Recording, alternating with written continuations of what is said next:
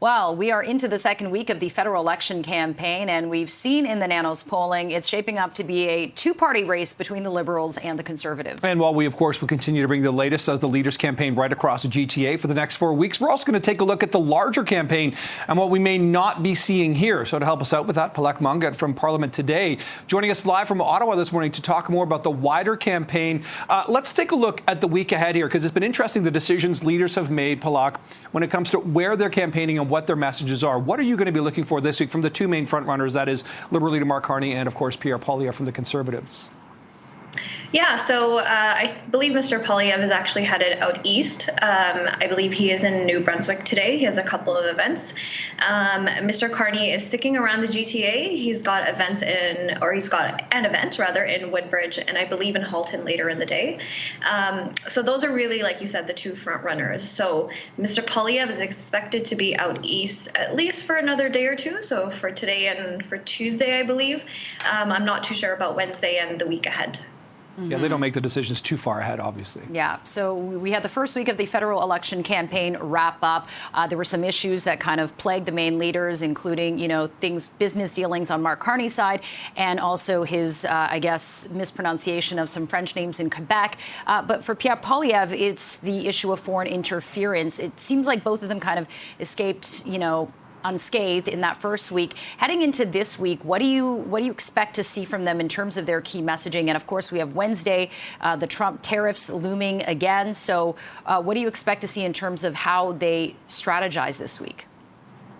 Yeah, I think for Mr. Carney, there's definitely going to be some follow-up. He did have that call with Mr. Trump on Friday. He did get follow-up questions about it on Saturday, laid a little low on Sunday. He didn't hold any public events. I think for Mr. Poilievre, we have spoken at length in the past about his security clearance or lack thereof. So those questions are likely to come up this week as well.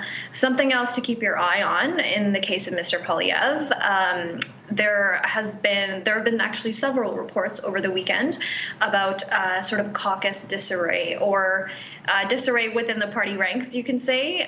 His campaign manager, chief strategist Jenny Byrne, is also taking some heat as well through those reports.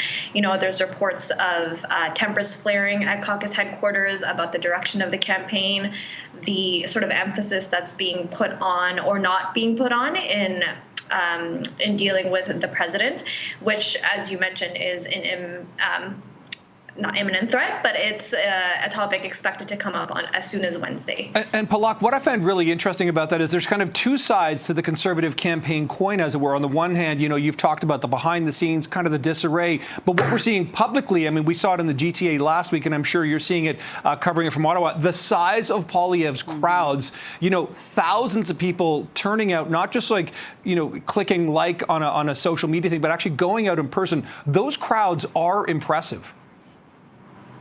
Yeah, and I don't think that that's surprising. We've seen a lot of the Conservative MPs kind of boast about the size of the crowd and I guess the size of the grassroots is kind of how they may frame it.